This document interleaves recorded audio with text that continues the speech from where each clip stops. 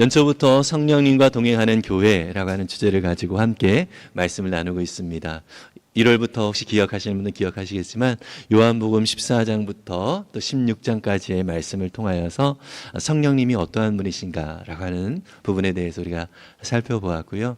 그리고 우리가 지난주까지 사도행전을 통해서 성령님께서 우리 가운데 또 역사하셔서 약속대로 이 열방 가운데 교회를 통하여서 어떻게 그 복음이 흘러가는가라고 하는 것을 또 살펴보았습니다. 또 오늘 우리가 로마서 8장을 통하여서 이 성령님이 우리 각자 개인 속에서 어떻게 역사하시고 또 각자의 삶을 어떻게 바꾸어 가시는가에 대해서 좀 우리가 살펴보려고 합니다. 오늘 저와 여러분들이 읽은 본문이 바로 로마서 8장인데요. 8장의 첫 단어가 그러므로라고 하는 단어가 쓰이고 있습니다. 그러므로라고 하는 단어는 어떻게 보면 접속사로서 앞에 있는 내용과 연관이 되어져 있는 내용이죠. 그래서 그러므로라고 하는 이 말씀이 시작되어지기 전에 그 내용, 그 앞에 있는 내용이 무엇인가라는 것을 좀 잠깐 살펴보는 것이 필요합니다. 그렇다면 이 바울이 로마서를 쓰면서 이 그러므로라고 하는 이 단어 앞에 바로 7장 그 앞부분에 어떠한 내용을 담고 있느냐, 오늘 우리가 그것을 좀 먼저 살펴보려고 하는데요. 7장 24절을 보면 바울은 정말 스스로를 바라보면서 많은 탄식을 하게 됩니다. 어떤 탄식을 하게 되냐면 바로 나는 비참한 사람입니다. 누가 이 죽음의 몸에서 나를 건져 주겠습니까? 이런 고백을 합니다. 여러분, 바울 하면 엄청난 위대한 사도이잖아요. 그런데 이 엄청난 위대한 바울 사도가 자기 자신에 대하여서 나는 비참한 사람이다 이렇게 얘기를 합니다. 그리고 이 죽음의 몸에서 누가 나를 건져낼까 하면서 아주 탄식을 하게 되어지죠. 바울은 정말 하나님의 말씀을 사랑하고 또 그 하나님의 뜻대로 살려고 많이 애를 썼던 사람입니다. 그런데 이런 바울의 고백을 들으면 사실 어떤 면에서는 저와 여러분들도 조금 어떤 생각이 듭니까? 바울이 어떻게 저럴 수가 있는가? 이런 생각보다는 조금은 저의 경우에는 좀 위로가 되고 격려가 됩니다. 저 위대한 사도도 이런 고백을 했구나라고 하는 생각에 참 많이 좀 마음에 좀 안심이 또 되어지기도 합니다. 저는 또 여러분들은 어떠한 신앙생활을 하면서 살아가다 보면은 사실 이런 고백들을 좀 했을 것 같아요. 이렇게 살고 싶지 않은데 또 내가 또 이런 또 실수를 또 저질렀구나. 또 내가 이러한 정말 죄 가운데 다시 거하지 않으려고 애썼는데 여전히 또 넘어졌구나라고 하는 그런 생각을 스스로 하면서 참 나는 연약한 존재다. 정말 바울은 오죽했으면 스스로를 나는 비참한 사람이다 이렇게 표현을 했을까요? 하나님을 기쁘게 해드리고 싶은데 여전히 나는 내 욕심을 따라 살아가는 이 모습, 나는 왜 맨날 이 모양 이 꼴일까라고 생각을 하면서 스스로에 대해서 그렇게 좀 안타깝게 또 아쉽게 생각하는 경우들이 있는데요. 어쩌면 바울 사도도 이러한 고백 속에 담겨져 있는 내용, 나는 비참한 사람입니다 라고 표현하는 이 내용 속에서 정말 바울 자신의 삶의 모습, 정말 그렇게 애쓰며 나아가고자 하지만 그렇지 못하고 있는 그 모습을 스스로 많이 돌아보면서 안타까움이 있었던 것 같습니다. 우리도 신앙생활을 참 여기 계신 분들 또 신앙생활을 한 지 얼마 안 되신 분들도 계시지만 오랫동안 해오신 분들 어쩌면 이 바울의 이 표현, 이 고백이 참 많이 이해가 되어지고 많이 이입이 되어지시는 분들도 있을 것 같습니다. 근데 오라 나는 곤고한 사람이다, 나는 비참한 사람이다 라고 고백한 이 바울의 그 고백의 바로 뒤에 7장 맨 마지막 절인 25절에서는 이렇게 얘기를 하고 있습니다. 우리 주 예수 그리스도를 통하여 나를 건져주신 하나님께 감사를 드립니다. 정말 자기 자신은 이렇게 비참한 그런 죄 가운데 살아갈 수밖에 없는 그런 존재이지만 그러한 자기를 이 죄 가운데서 건져주신 그 하나님 아버지의 그 사랑에 너무나도 감사하다. 그 하나님 아버지의 아들 예수 그리스도를 통하여서 자기가 이 죄 가운데 허덕이고 살 수밖에 없는 그런 삶이었지만 건짐을 받았다. 이것이 너무나도 감사하다는 고백입니다. 그러면서 동일하게 여전히 자기 자신은 좀 하나님의 뜻대로 하나님의 법을 따라서 살아가고 싶지만 육신으로는 여전히 죄의 법을 따라가고 있는 이 모습을 이야기를 해주고 있습니다. 정말 건짐을 받고 그 은혜 가운데 살아가고 있지만, 그래서 하나님의 뜻대로 살고 싶은 그런 마음이 내 안에 생겼지만 여전히 내가 살아가는 삶의 현장 속에서는 이 죄 가운데 노출되어져 있는 이 자신의 연약함을 이렇게 고백을 하고 있습니다. 예. 그러한 고백 속에서 사실은 우리가 또 오늘 이 바울의 고백 속에서 성경이 우리에게 얘기를 하고 있는 것이 무엇이냐, 오늘 우리가 읽은 본문 속에 보면 바로 우리는 더 이상 정죄함이 없다, 이렇게 표현을 하고 있어요. 너가 원래 이렇게 연약한 존재이니까 더 노력해라, 더 열심히 정신 차리고 하나님 말씀 하나하나 잘 따라서 살아가려고 애써라, 이렇게 얘기하지 않고요, 여전히 부족하고 연약한 고백을 하고 있는 이 바울에게 바울 자신이 또 자기 자신의 삶의 모습에 대하여 다시 해석을 해주고 있는데요. 우리는 이렇게 연약한 존재이다. 맞아, 우리는 이렇게 연약한 존재이지만 이런 연약함 속에서도 내가 이렇게 연약한 것에 얼마나 취약되어 있는가, 나 자신을 바라보지 않고, 나 이렇게 연약한 존재이지만, 이렇게 연약한 또 부족하고 또 여전히 죄 가운데 있는 존재이지만 이러한 존재를 사랑하셔서 하나님 아버지께서 행하신 그 놀라운 손길이 어떤 일인가, 그것을 더욱더 바라보아라 라고 하면서 오늘 로마서 8장 1절을 시작하고 있습니다. 여러분, 사실 바울처럼 저와 여러분들도 믿음의 삶을 완벽하게 살아낼 수가 없습니다. 여전히 죄 가운데 있을 수밖에 없고요, 또 여전히 실수하고 또 부족함이 우리 가운데도 참 많이 있습니다.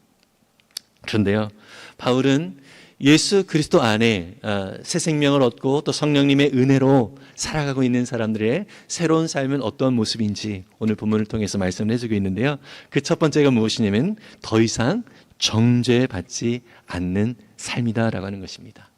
이제 더 이상 우리는 죄인이라고 하는 이러한 우리의 정체성이 사라졌다라고 선언을 해주고 있는 것입니다. 우리 로마서 8장 1절을 다시 한번 우리 세번역 성경으로 한번 읽어보겠습니다. 그러므로 그리스도 예수 안에 있는 사람들은 정죄를 받지 않습니다. 아멘. 여러분 많이 익숙하죠? 이번 8월달 우리 암송, 우리 열린우리교회 성도님들 전체가 암송하는 암송 구절입니다. 그리스도 예수 안에 있는 사람들은 정죄를 받지 않는다라고 얘기를 하는데요, 여기서 말하는 중요한 단어가 정죄라고 하는 단어입니다. 정죄라고 하는 것은 무엇이죠? 죄로 정한다라고 하는 표현인 것이죠. 뭐냐면 이것은 재판장에서 표현되어지는 그런 단어인 것입니다. 예를 들어서 재판장이 어떤 죄인을 앞에 두고 당신은 이러이러한 죄로 인하여서 유죄입니다라고 이제 선언을 하면 그 죄에 대한 처벌을 받게 되잖아요. 근데 재판장이 무죄입니다라고 얘기를 하면 어떡합니까? 그 사람은 이제 죄에서 이제 해방이 되어지고 자유로워지는 것이죠. 이것이 바로 법적인 단어인데요. 무슨 얘기냐? 우리는 여전히 죄 가운데 살아가지만 바울의 고백처럼 이런 죄인임에도 불구하고 하나님 아버지께서 우리를 사랑하셔서 이 죄에 대한 값을 예수님의 그 생명의 값으로 치러 주셨죠. 그렇기 때문에 우리는 죄인이지만, 정말 여전히 죄인이지만 이러한 죄를 누가 갚았어요? 우리 예수님께서 갚아 주셨다라고 하는 것입니다. 그러니까 그 갚아주신 그 죄값으로 인하여서 우리의 죄가 어떻게 됐다? 완벽하게 해결되어졌다.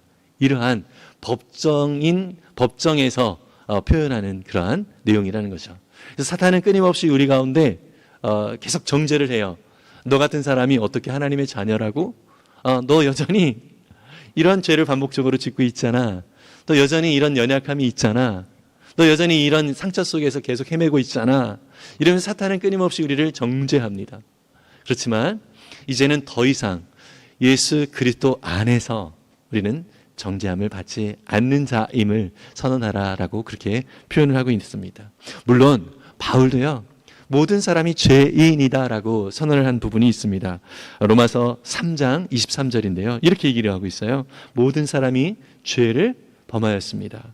그래서 사람은 하나님의 영광에 못 미치는 처지에 놓여 있습니다. 이러면서 사람들의 처지가 어떤 처지냐? 죄 때문에 하나님의 영광 가운데 나아갈 수 없는 그러한 존재다. 죄 가운데서 여전히 멸망의 길로, 죽음의 길로 갈 수밖에 없는 존재다라고 그렇게 선언을 했습니다. 그런데 그 바로 다음 절 로마서 3장 24절에서는 이렇게 말씀을 합니다. 그러나 사람은 그리스도 예수 안에서 얻는 구원으로 말미암아 하나님의 은혜로 값없이 의롭다는 선고를 받습니다. 법정에서 땅땅 하면서 당신은 이제 죄인이 아니고 더 이상 죄인이 아니고 의인입니다 라고 선포가 되어졌다라고 합니다. 그 선포는 어떻게 가능하게 되었다고요? 그리스도 예수 안에 있는 구원으로 말미암아. 여러분, 예수님께서 십자가에 달리신 것이 저와 여러분들의 이 죄의 문제를 해결하시기 위하여 십자가에 죽으셨다는 사실을 믿으십니까? 아멘. 이것을 마음에 믿는 모든 사람들에게는 이제 죄인이라고 하는 신분이었던 자리에서 이제 예수님 때문에 의인이라고 하는 신분으로 변화가 되어졌다. 더 이상 이제 법정에서 땅땅땅 하면서 우리를 이제 더 이상 죄인이라고 얘기하지 않고 의인이라고 이야기를 하는 거예요. 나는 아무것도 하지 않았어요. 나는 아무것도 내가 의인이 되기 위해 애쓴 것이 없습니다. 다만 무엇이 있어요? 예수님이 나를 위하여 십자가에 나의 죄값을 다 치러줬다는 이 사실을 마음에 받아들였어요. 그 사실 자체로 우리는 이제 의인이 되었다는 사실을 믿으시기를 바랍니다. 여러분, 예수님은 우리의 그냥 죄를 그냥 눈 감아 주신 것이 아니라 우리 죄의 결과는 정말 죽음이 될 수밖에 없는 그러한 현실 속에 우리는 살아갈 수밖에 없습니다. 근데 우리가 그 죽음 가운데 나아가는 것 자체를 너무나도 안타까워하시고, 그래서 우리를 사랑하시는 주님께서 그 죽음의 자리에 내가 가지 않고 우리 주님이 대신 가신 거예요. 예수님이 대신 그 값을 치르신 것입니다. 이게 너무나도 큰 은혜인 것이죠. 어느 날 우리 대학생들 몇 명하고 같이 이렇게 식당에서 식사를 한 적이 있습니다. 제가 이제 살 생각으로 이제 식사를 같이 이렇게 하고 있는데요. 제가 갔던 그 식당에 제가 아는 지인이 이렇게 와 있는 거예요. 옛날에 대학생 때 저를 통해서 많이 밥을 얻어 먹었던 지인이에요. 그 지인이 먼저 이제 식사를 하고 있었죠. 그리고 나가면서 하는 말이, 목사님, 제가 다 계산했으니까요. 편히 드시고 가세요. 너무 고맙죠. 너무 고맙더라고요. 근데 저는 어떻게 하면 됩니까? 마음껏 맛있게 먹고 가면 되는 것이죠. 혹시 제가 내가 돈을 안 냈는데 어떡하지? 이러면서 걱정하면서 또 나갈 때도 주인한테 미안한 마음을 갖고 뭐 이래야 되나요? 아니죠. 그냥 편안하게 가면 되는 것입니다. 왜요? 내가 값을 치르지는 않았지만 대신 그 값이 치러졌기 때문이라는 거죠. 여러분, 우리의 죄값이 바로 그런 거예요. 나는 아무것도 한 것이 없어요. 근데 주님께서 다 그것을 치러주셨다는 것이죠. 사실 식당에서 밥값 내는 거 그렇게 별거 아닌 것처럼 생각이 들는지 모르겠지만, 사실 우리의 죄값은 사실 세상에 몇 천억, 몇 조 이런 돈으로 따질 수 없는 생명의 값으로 치러야만 하는 값이었습니다. 근데 그것을 우리가 갚을 수 없기에, 우리가 할 수 있는 능력이 없기에 누가 해주셨다고요? 창조주 되시고 또 온 세상을 다스리시고 또 우리를 정말 사랑하시는 우리 하나님 아버지께서 그 아들을 생명을 내어주시면서 값을 치러주셨다는 것입니다. 여러분, 저는 또 우리는 이런 너무나도 큰 은혜를 누리고 있는 자라는 사실을 꼭 기억했으면 좋겠습니다. 이러한 자가 취해야 될 태도는 무엇이죠? 미안해서 어쩌지? 이게 아니라 그냥 그 값을 치러진 것에 대한 감사함만 있으면 되는 거예요. 그리고 누리면 되는 것입니다. 이 죄 가운데서 자유케 되어졌다는 이 사실을 감사하면서 누리면 되는 거예요. 여러분, 예수님께서 십자가에서 달려 죽으실 때 마지막에 하셨던 말씀 중에 하나가 다 이루었다라고 하시는 말씀입니다. 다 이루었다. 이 다 이루었다라고 하는 이 표현은요, 헬라어로 테텔레스타이라고 하는 단어가 쓰이는데요. 이것은 다 완납되었다라는 의미가 있고요. 또 어떤 재물이 있는데 이 재물이 재물을 이렇게 올려드릴 때 완전히 흠이 없이 합격한 재물이 되었다. 이런 표현이 되어지는 단어가 바로 테텔레스타이라고 하는 단어입니다. 다 이루었다라고 하는 단어예요. 네, 이 다 이루었다라고 하는 이 말씀이 여러분 우리 각자를 향하신 주님의 메시지라는 사실을 믿으시길 바랍니다. 네. 저를 예를 들자면 십자가에서 주님이 이렇게 말씀하신 거예요. 태일을 위하여 행할 모든 일을 내가 다 이루었다. 여러분, 우리 각자의 이름을 그 십자가에서 주님이 다 이루었다라고 하시는 그 말씀 속에 우리의 이름을 적용을 했으면 좋겠습니다. 정말 주님은 완벽하게 우리의 모든 죄값을 다 이루어 다 치루어 주셨다는 사실을 기억하시면서 그 놀라운 그 사랑을 저와 여러분들이 받고 있다는 사실을 기억하면서 우리가 그 안에서 늘 감사할 수 있기를 간절히 소망합니다. 그럼에도 불구하고 여전히 세상은요, 끊임없이 우리를 정죄하려고 합니다. 사탄은 우리를 자꾸 참소합니다. 너 같은 사람이 어떻게 하나님의 자녀냐? 너 같은 사람이 어떻게 의인이라고 말할 수 있겠느냐라고 자꾸 이야기를 합니다. 여러분, 그러할 때마다 물론 죄 가운데 여전히 있으라는 얘기가 아니라 우리는 하나님 앞에서 우리의 또 삶을 살아가다 보면 또 죄를 또 지을 수가 있잖아요. 그게 괜찮다는 얘기는 아닙니다.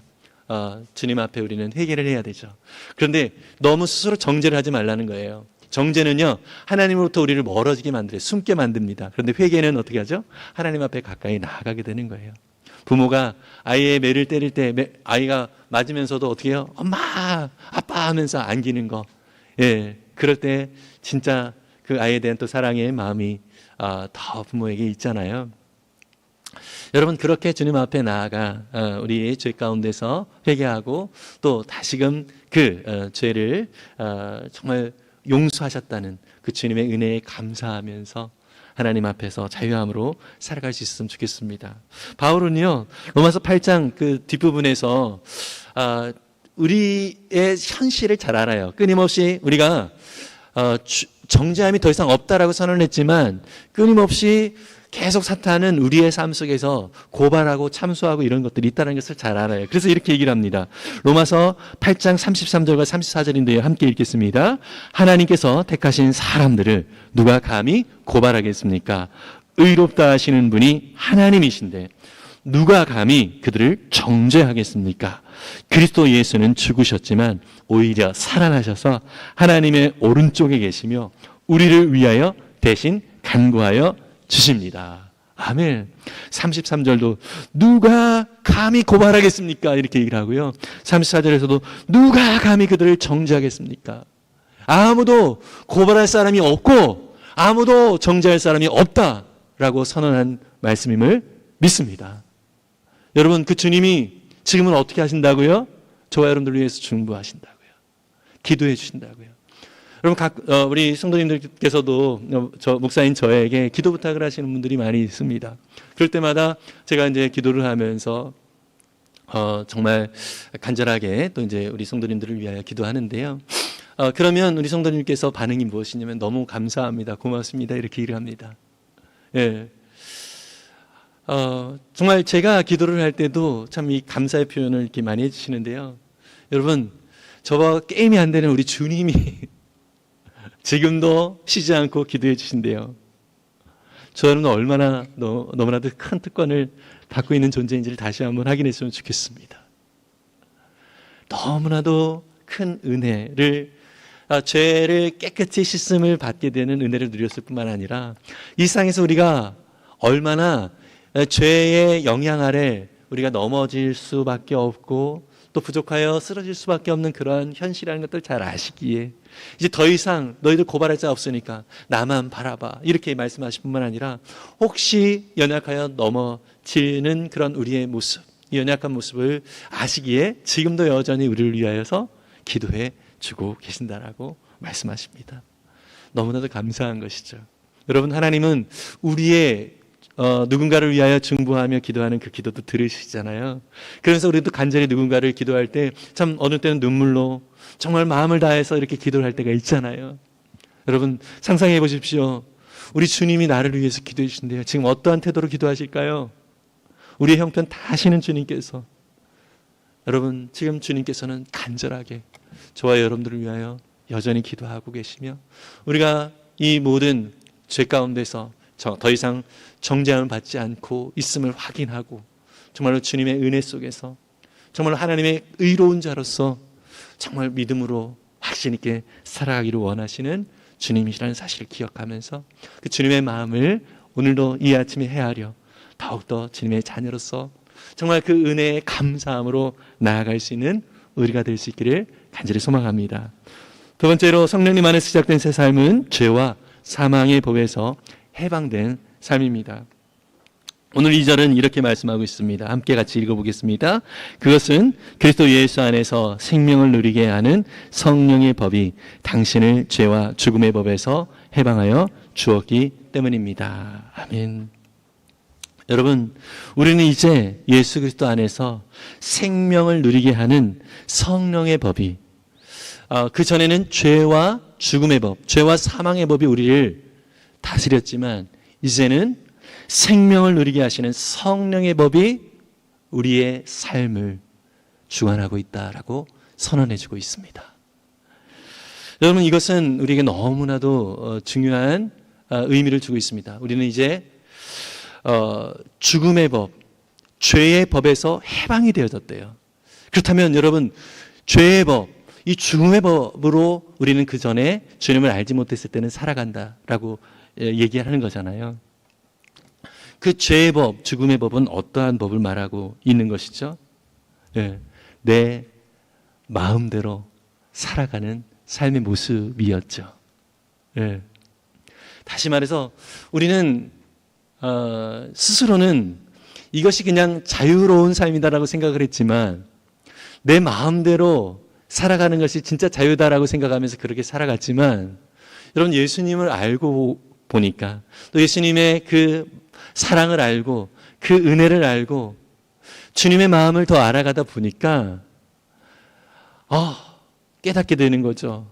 내가 내 마음대로 살아갔던 이 삶의 모습이 얼마나 미련한 삶이었는가, 얼마나 죽음을 향하여 멸망의 길로 나아가는 그런 삶이었는가라고 하는 것들을 확인하게 되죠. 여러분, 성령의 법은 우리로 하여금 생명이 무엇인지를 풍성하게 누리게 해 주십니다. 여러분, 우리의 모든 삶 속에서 정말로 참된 해방, 참된 자유를 우리 성령님이 허락해 주심을 믿으시기를 바랍니다. 그래서 고린도후서 3장 17절은 이렇게 말씀하고 있죠. 함께 같이 읽겠습니다. 주님은 영이십니다. 주님의 영이 계신 곳에는 자유가 있습니다. 여러분, 많이 익숙하죠? 지난 7월 우리 열린우리교회 암송 구절이었습니다. 여러분, 우리 성령님이 계시는 곳에는 참 자유가 있다라고 선언해주고 있습니다. 믿으십니까? 여러분, 그렇다면 진짜 자유라고 하는 것이 무엇일까요?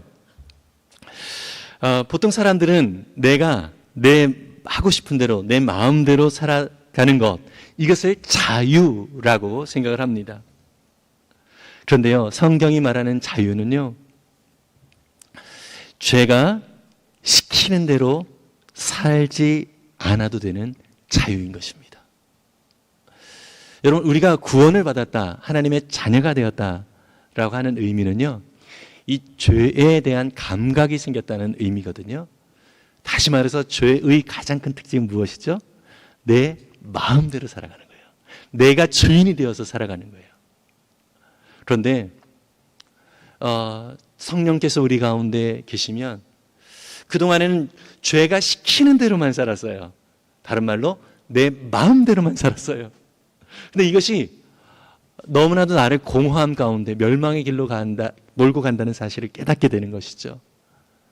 그러니까 이제는 내가 죄가 시키는 대로가 아니라 정말로 성령께서 새롭게 해주신 그 은혜를 따라서 살아가는 그런 자유를 내게 허락해 주셨다라는 사실을 깨닫는 것입니다.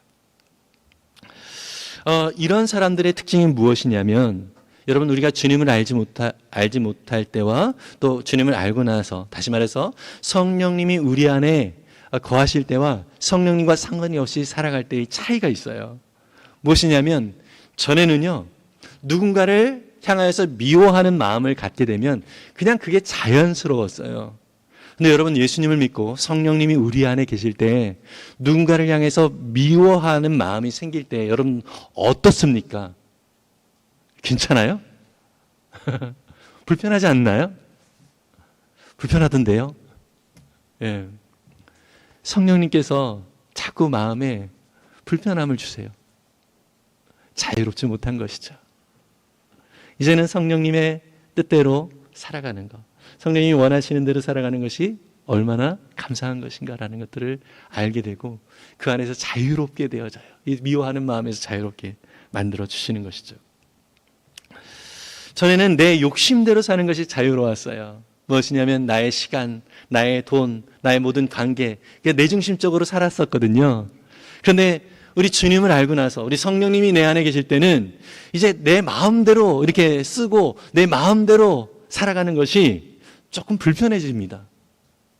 이게 정말 주님께서 내가 이렇게 살아가는 거 정말 원치 않는 것 같으신데, 이러한 마음이 우리 가운데 생기게 되는 것이죠.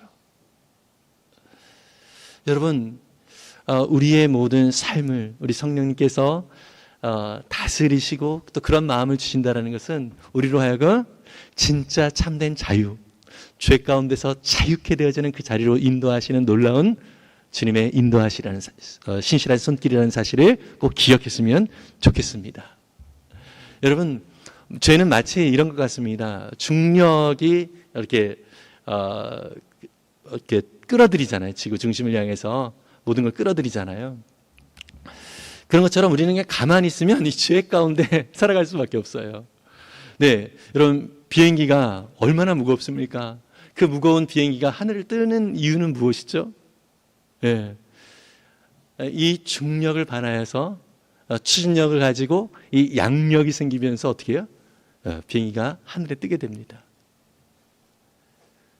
어쩌면 여러분, 믿음의 삶, 그리스도인의 삶이라고 하는 것은 바로 이런 것과 마찬가지입니다. 예전에는 그냥 주어진 대로 살았어요. 그냥 내가 살아왔던 그냥 방식대로 흘러가는 대로 살았어요. 그러나 이 성령님이 우리 안에 계시면 이제 세상의 흐름의 법칙을 따라서, 죄의 흐름의 법칙을 따라 사는 것이 불편해집니다. 그래서 그에 반하는 이 성령님의 역사와 능력을 구하면서 마치 비행기가 양력을 동원하여서 하늘에 뜨는 것과 같이 이 세상을 살아가고 있지만, 이 세상에 속하여 있지만 이 세상에 휩쓸리는 것이 아니라 이 세상을 저기 하늘에서 바라보면서 어떠한 사명을 우리 가운데 주님께서 허락하셨는지를 확인하고 그 뜻대로 살아가는 이러한 자로서의 삶, 이것이 하나님께서 저와 여러분들 가운데 허락하신 참된 자유의 삶이라는 사실을 믿을 수 있기를 간절히 소망합니다. 여러분 생명을 누리게 하시는 이 성령의 법이 이제 우리를 죄와 죽음의 법에서 해방하여 주었다는 이 믿음의 선포를 날마다 하면서 살아갈 수 있기를 간절히 소망합니다. 죽었던 사람에게 하나님께서 우리 가운데 생명을 주셨다는 이 사실을 기억하면서 감사함으로 나아갔으면 좋겠습니다. 에베소서 2장 4절과 5절은 이렇게 말씀하는데요. 같이 한번 읽어볼게요. 그러나 하나님은 자비가 넘치는 분이셔서 우리를 사랑하신 그 크신 사랑으로 말미암아 범죄로 죽은 우리를 그리스도와 함께 살려주셨습니다. 여러분은 은혜로 구원을 얻었습니다. 아멘. 여러분, 주님이 어떤 분이시라고요? 정말 자비, 그 사랑이 넘치는 분이시래요. 오늘도 주님의 사랑이 저와 여러분의 삶 가운데 가득 넘침을 믿으시기를 바랍니다. 그래서 우리를 건져주셨대요. 죽음 가운데서 건져주셨대요. 그리고 이제 우리는 구원의 삶을 살도록 인도해 주셨다라고 말씀하고 있습니다. 여러분, 그래서 우리 가운데 역사하시는 이 성령님이 주시는 이 자유함을 날마다 새롭게 누릴 수 있으면 좋겠습니다. 세상은 우리를 압박할 수 있어요. 나의 상황은 나를 압박할 수 있습니다. 여전히 죄는 나의 삶에 영향을 줄 수도 있습니다. 그러나 여러분, 우리 안에 살아계시는 이 성령님을 더욱더 의지할 때 우리는 더욱더 이 죄에서 자유롭게 될 수 있음을 믿습니다. 그러한 성령님의 능력, 또 성령님의 신실하신 역사하심을 더욱더 소망하면서 이 성령님이 주신 참된 자유함을 누릴 수 있는 우리 모두 될 수 있기를 간절히 소망합니다. 마지막으로 성령님 안에 시작된 새 삶은 성령을 따라 하나님의 뜻이 이루어지는 삶을 살게 되는 것입니다. 로마서 8장 3절과 4절은 우리를 성령님께서 건지시고 또 새롭게 하시는 이유를 얘기를 해주고 있는데요. 한번 3절의 초반부를 한번 읽어볼게요. 육신으로 말미암아 율법이 미약해져서 해낼 수 없었던 그 일을 하나님께서 해결하셨습니다. 여러분, 우리를 구원하실 때 내가 할 수 없는 것이길 잘 아시기에 하나님께서 직접 개입하셔서 하셨다는 거예요. 더불어서 여러분, 우리의 모든 삶도 마찬가지예요. 우리가 이제 주님을 따라 믿음으로 성령으로 살아가는 이 삶도 우리 주님께서 함께 해주신다는 사실을 기억했으면 좋겠습니다. 4절이 바로 그 얘기를 하고 있는데요. 4절도 함께 읽어볼게요. 그것은 육신을 따라 살지 않고 성령을 따라 사는 우리가 율법에 요구하는 바를 이루게 하시려는 것입니다. 아멘. 여러분, 우리가 하나님의 말씀을 따라야지 이러면서 막 애쓰고 노력할 때, 여러분 해봤잖아요. 신앙생활 특히 오래 해보신 분들은 나 오늘부터 성경 이렇게 읽을 거야, 혹은 오늘부터 이렇게 기도할 거야, 혹은 이렇게 오늘부터 이렇게 믿음으로 살 거야, 이런 결심을 많이 해봤잖아요. 근데 잘 안 되잖아요. 성령의 인도하심과 도우심이 없으면 내 힘과 내 의지로는 아무것도 할 수 없는 존재예요. 율법의 요구는 우리 스스로 우리의 노력으로 이룰 수가 없습니다. 그러나 우리 성령님이 우리 가운데 계시면 우리는 성령님이 인도해 주시는 대로 순종하며 살아갈 수 있게 되는 것입니다. 갈라디아서 5장 25절은 이렇게 말씀을 하시는데요. 같이 한번 읽을게요. 우리가 성령으로 삶을 얻었으니 우리는 성령이 인도해 주심을 따라 살아갑시다. 아멘. 여러분, 이 구절도 많이 익숙하죠? 올해 1월 우리 열린우리교회 암송 구절이었습니다. 여러분, 우리가 성령으로 새 삶을 얻었습니다. 믿으십니까? 그렇다면 오늘 우리의 삶은 내 방식이 아니라 예전에 옛자의 모습이 아니라 성령님이 인도하시는 대로 살아가는 자로 오늘 우리가 존재하고 있음을 꼭 기억해 주시기를 바랍니다. 여러분, 그래서 참 순서가 중요하거든요. 성령님을 따라 내가 애써서 살았기 때문에 생명을 얻은 것이 아니에요. 예. 우리 가운데 생명이 주님께서 전적으로 치러주신 그 십자가의 은혜로 내게 생명이 주어졌어요. 다시 말해서 성령님이 또한 우리 안에 역사하신다는 것이죠.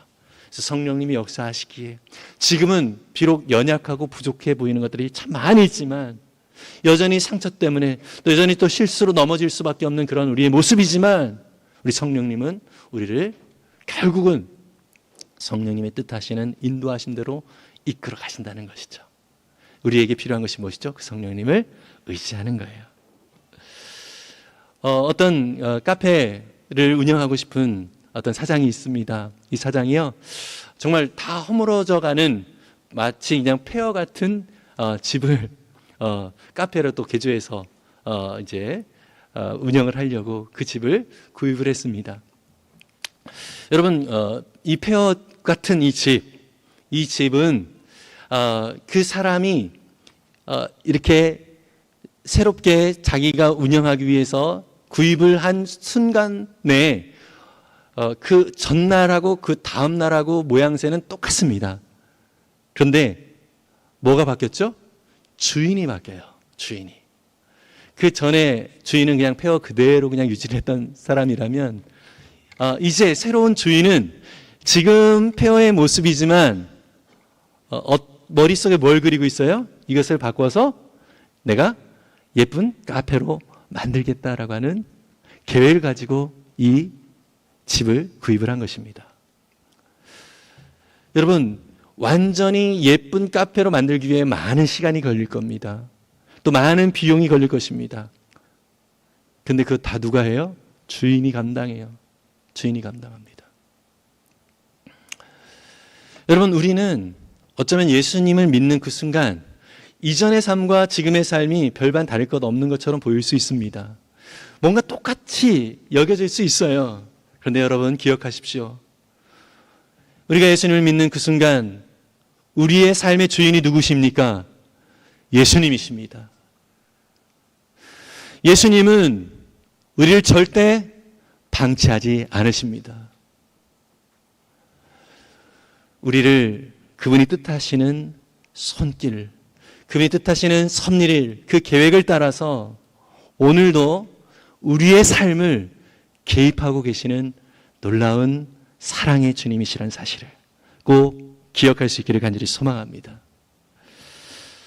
여러분, 그래서 우리 안에 이 성령님이 계셔서 날마다 조금씩 우리를 하나님이 기뻐하시는 그 놀라운 그 뜻 안에 더욱더 아름다운 모습으로 바뀌어갈 수 있도록 역사하신다는 사실을 우리가 꼭 기억했으면 좋겠습니다. 고린도후서 3장 18절은 이렇게 말씀을 하고 있습니다. 함께 같이 읽어볼게요. 우리는 모두 너울을 벗어버리고 주님의 영광을 바라봅니다. 이렇게 해서 우리는 주님과 같은 모습으로 변화하여 점점 더 큰 영광에 이르게 됩니다. 이것은 영이신 주님께서 하시는 일이십니다. 여러분, 우리가 주님의 영광을 볼 수 있도록 애써라, 노력해라, 이거 아닙니다. 누가 하신다고요? 우리 주님이, 우리 성령님께서 이렇게 하신다라고 말씀을 하고 있습니다. 우리로 하여금 지금은 희미하게 잘 보이지 않는 모습이고 내가 볼 때도 참 연약하여서 어찌 될지 모르는 그런 모습이라 할지라도 여러분, 결국 우리를 택하신 주님께서 또 우리 안에 역사하시는 성령께서는 결국 하나님의 놀라운 영광, 그냥 영광이 아니라 그 큰 영광을 볼 수 있는 그러한 자리로 저와 여러분들을 이끌어 가시겠다라고 말씀하십니다. 여러분, 그것이 바로 우리예요. 그런 존재가 바로 우리라는 거예요. 우리의 놀라운 정말 하나님의 그 크신 계획 안에 내가 있다는 사실을 기억하면서 오늘 우리의 삶을 지금 현실로 바라보지 아니하고 우리 안에 역사하시는 성령 하나님께서 그 뜻대로 인도하시는 놀라운 주님의 손길을 바라보면서 나아갈 수 있는 저와 여러분 될 수 있기를 간절히 소망합니다. 애써서 노력해서 내가 뭔가를 해야지 애쓰지 않기를 바라고요. 우리 안에 계신 성령님이 어떤 분이신지, 나를 위하여 오늘 어떻게 행하시는 분이신지 그 성령님을 더욱더 바라볼 수 있는 저와 여러분들 될 수 있기를 간절히 소망합니다. 여러분, 말씀을 정리합니다. 우리 성령님은 더 이상 우리에게 정죄해서 더 이상 얽매이지 않도록 우리를 정죄받지 않는 그런 존재로 세워주심을 믿으시기를 바랍니다.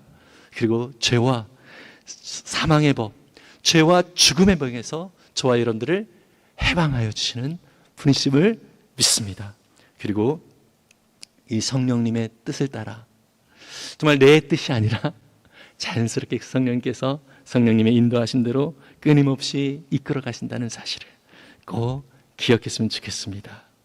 주님이 우리 안에 계신 성령님께서 말씀하십니다. 내가 너와 함께한다. 너의 모든 인생을 내가 끝까지 책임지겠다. 내가 더 이상 너는 죄와 죽음의 법에서 헤매지 않고 자유롭게 만들어 주겠다.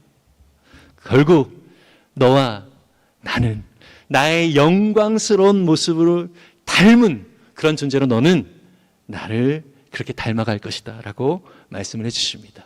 이런 약속을 해주시는 우리 성령 하나님이 지금도 우리 안에 역사하고 계심을 기억하고, 마지막으로 빌립보서 1장 6절의 말씀을 다시 한번 확인하며 함께 주님 앞에 나아갔으면 좋겠습니다. 함께 같이 읽겠습니다.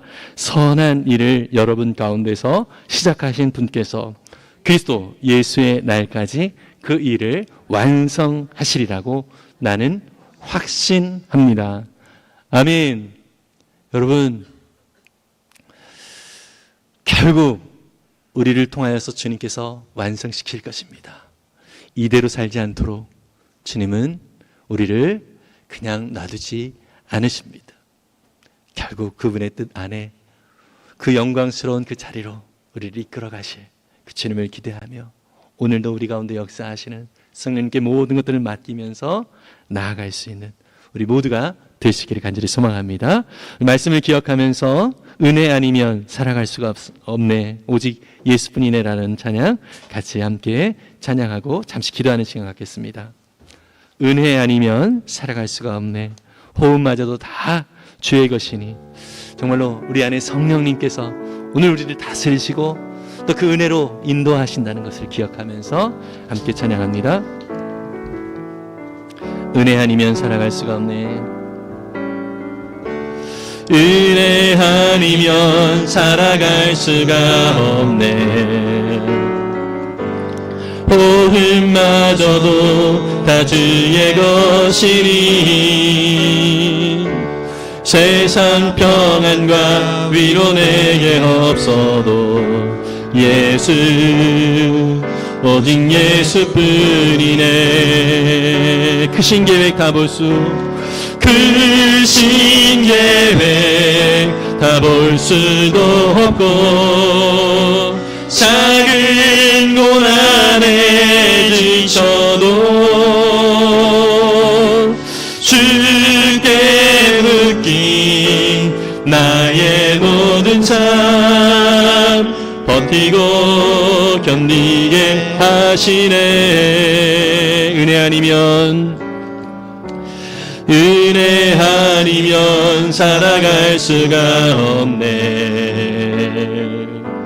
나의 모든 것 다 주께 맡기니. 참된 평안과 위로 내게 주신 주 예수, 오직 예수뿐이네. 시간 주님 앞에 우리가 기도하며 나아갈 때 참으로 그렇습니다. 주님, 오직 예수님만, 우리 성령님만 정말 나의 삶을 다스리시고 인도하실 때에 참된 은혜와 정말 풍성한 삶을 우리가 살아갈 수 있음을 믿습니다. 주여, 주님 이 죄와 사망의 법에서 온전히 우리가 해방되었음을 믿음으로 선포하고 오직 우리의 삶을 통하여 하나님의 뜻이 온전히 이루어지는 것들을 주님 믿음으로 바라보며 오직 성령님을 의지하며 살아가는 우리의 삶이 되게 해주옵소서. 우리의 모든 삶의 여러 가지 문제들, 주님 것으로 인해서 고통과 아픔이 있을지라도 결국 이 모든 것들을 이끌어 가시는 분은 주님이심을 믿사오니 주님 맡겨드립니다.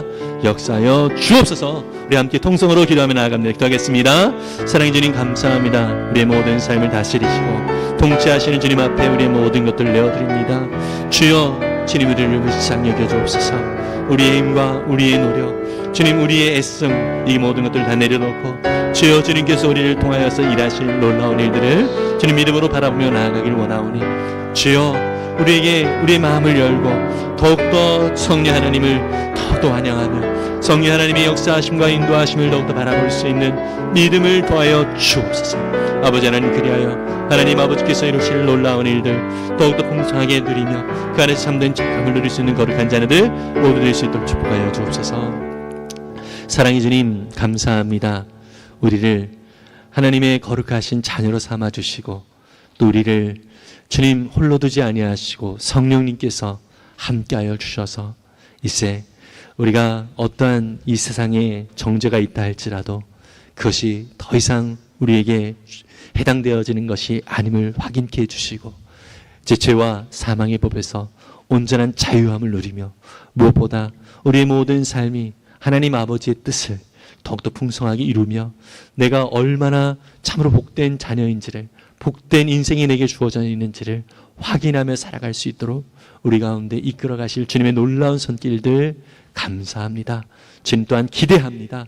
역사하여 주옵소서. 우리의 모든 삶을 또 주님 앞에 맡기며 나아가지만 여전히 죄 가운데 힘들어하고 또 상처로 아파하고 또 우리에게 주어지는 삶의 문제로 무너지는 때가 있습니다. 주님, 우리를 불쌍히 여겨 주옵소서. 우리 안에 역사하시는 성령님께 모든 것들을 맡겨 드려오니 주님 약속대로 일하여 주시고 우리의 모든 삶이 역사하실 주님을 기대하며 평강과 또 주님이 주시는 참된 은혜를 날마다 누릴 수 있도록 도와 주옵소서. 감사드리며 예수님의 이름으로 기도했습니다. 아멘.